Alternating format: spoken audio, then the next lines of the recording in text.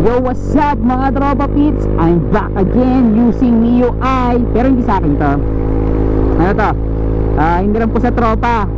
Kasi napakabilis itong motor na to eh. So susubukan natin yung top speed niya. So nakapanggilid lang daw to. Nakapanggilid. Tingnan natin guys sa kabilis. Testing natin dito. Tapos naman lakas ah. Alright, lakas. Okay. Antay sa ano.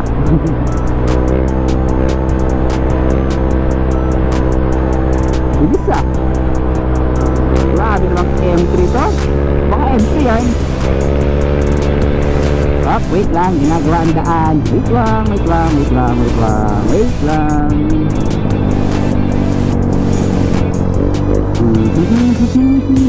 Yan, lagi na lang ginagawa yung daan dito eh, no? O, diba? Wala naman sira. Bahala sila dyan. Pero, diba? Ayos naman, oh. Diba? Oh, diba? Try ulit.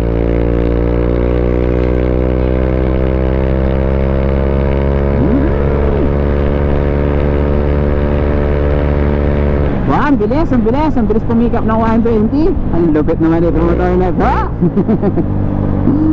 Pero bago yan, papagas muna tayo siyempre. Naubusan tayo ng gas eh, empty na oh. Ano tayong gas station dito. Mga tropa pits, tapos na tayong magpagas. Ano lang, half tank lang yung pinagas natin para hindi masyadong mabigat. Ayan, susubukan na natin siya.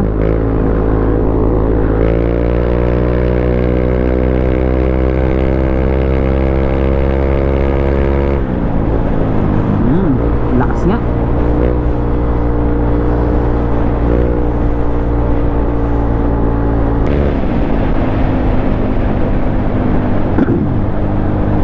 Okay, pwede na tayo doon. Okay na, na-try ko na siya. Pwede na, mabilis siya, mabilis. Mabilis pero iniwan pa rin tayo ng NMAX. Kaya yun. Okay na tayo, okay na. Kaya hanggang dito lang mga tropa pits. Nag-road test lang tayo ng Mio I or M3. Alright, peace yo, thank you.